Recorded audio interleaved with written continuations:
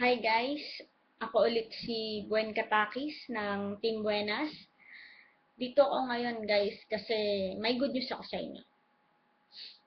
Alam nyo ba na ang network ko ngayon since I started in Supreme Wealth Alliance is almost more or less 100 downlines.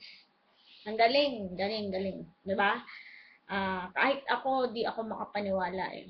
Pero eto, di na talaga papipigil ang mga taong gustong magkaroon ng extraordinary income, lalo na isipin mo naman, kikita ka ng dollars gamit ang internet at Facebook, ba? So, ngayon, sa video na ito, sasagutin ko ang tanong mo. Ang sipag-sipag ko naman upline. Bakit ga ngayon wala pa rin ako nakapasali? Sige, sabihin na natin araw-araw, nagpo-post ka sa wall mo tungkol sa business opportunity natin, share ng wall status namin. Ito ang tanong dyan. Sino ba ang target mo? Bigyan kita ng 3 tips ha. Una, FB friends mo. Paano naman kung walang pumansin sa mga FB friends ko? Pero, imposible naman kasi mangyari yan. Kasi, halos lahat ngayon naghahanap ng extraordinary income. Lalo na kung bago ka pa lang. Biglang magugulat yung friends mo kasi yung way ng posting mo, biglang nag-iba. Dati, puro emo, o kaya yung, halimbawa, yung favorite songs, kung ano-anong quotes, quotation, depende sa mood, di ba? Tapos, pag nakita ng FB friends mo na, uy, iba na tong posting nito kikita daw gamit ang Facebook. Magtatanong yan. Kasi maku-curious sila eh. So, ang gagawin mo na lang is, dapat, kapag nagtanong sila, handa ka. Alam mo kung ano yung sasabihin mo. Alam mo kung ano yung isasagot mo sa tanong nila. I-share mo yung video natin. Yun lang yan. Hindi mo kaya mag-explain. Kung pinay-explain sa'yo, share the video.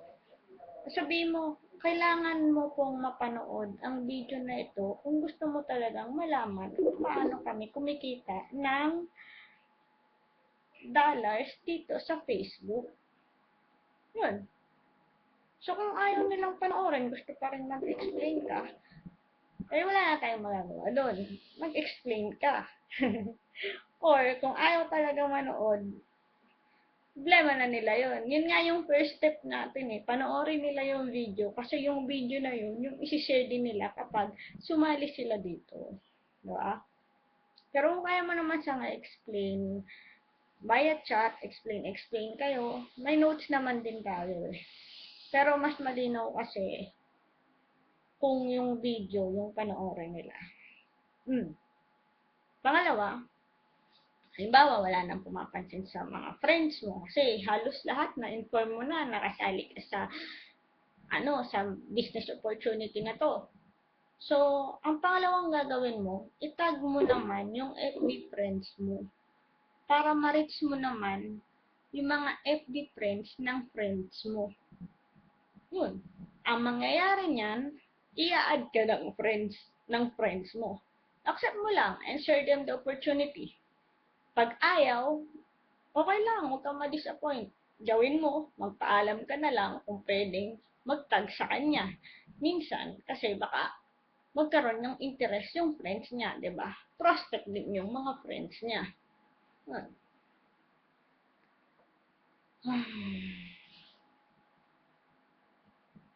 Pangatlo, be active on group posting.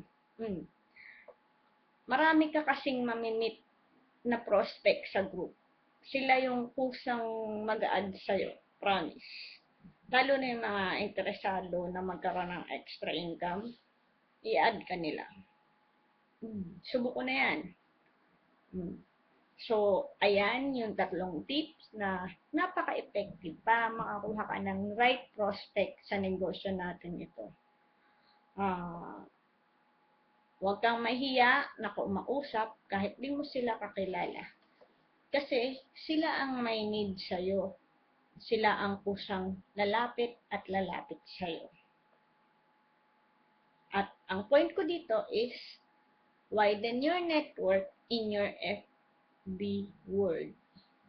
So, thank you guys sa time. Thanks. Power Team Swataw at Power Team Buenas.